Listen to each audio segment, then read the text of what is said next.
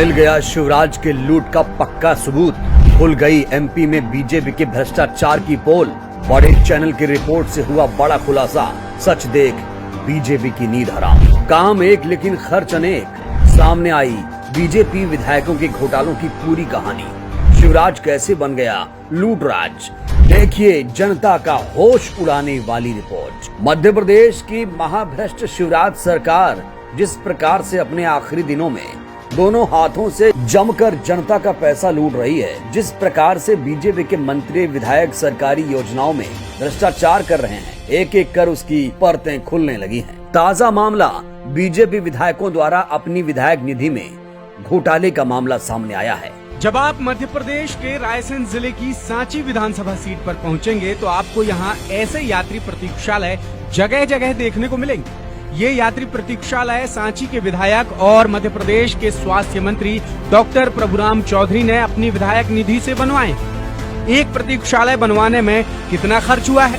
जब द सूत्र ने सूचना के अधिकार यानी आरटीआई में इसकी जानकारी मांगी तो जानकारी मिली कि एक यात्री प्रतीक्षालय बनवाने में 4.5 लाख रुपए से 4,89,000 रुपए तक का खर्च आया और ऐसे 18 प्रतीक्षालय यहाँ बनाए गए, यानी करीब 88 लाख रुपए खर्च हुआ है। अब आपको भोजपुर विधानसभा सीट में बने यात्री प्रतीक्षालय दिखाते हैं। ये प्रतीक्षालय और सांची में बने प्रतीक्षालय, इनमें कोई अंतर नहीं है। यहाँ भी भोजपुर विधायक सुरेंद्र पटवा ने अपनी विधायक निधि से इन प्रतीक्षालयों को बनवाया है। अब सूचना के अधिकार के तहत जानकारी मांगी गई कि भोजपुर के यात्री प्रतीक्षालय बनाने में कितना पैसा खर्च हुआ, तो जो जानकारी मिली वो बेहद हैरान करती है। भोजपुर में एक यात्री प्रतीक्षालय बनाने में 2,65,000 रुपए से लेकर 3,63,000 रुपए तक खर्च हुआ, यानी सांची से 2 लाख रुपए कम।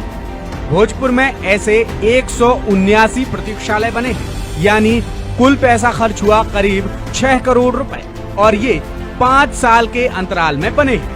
वैसे ही सिलवानी विधानसभा के विधायक ने ऐसे ही प्रतीक्षालय बनवाए हैं और इन प्रतीक्षालयों की निर्माण का खर्च आया है 2,65,000 रुपए के आसपास।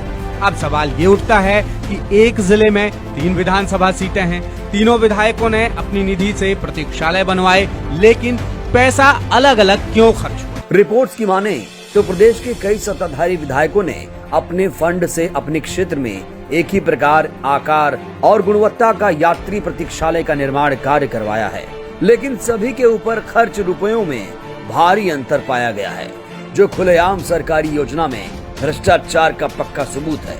रिपोर्ट्स के सामने आने के बाद सबसे बड़ा सवाल ये, कब तक मध्य प्रदेश की जनता लुटेरों के हाथों में अपनी राजनीतिक सत्ता सौंपती रहेगी?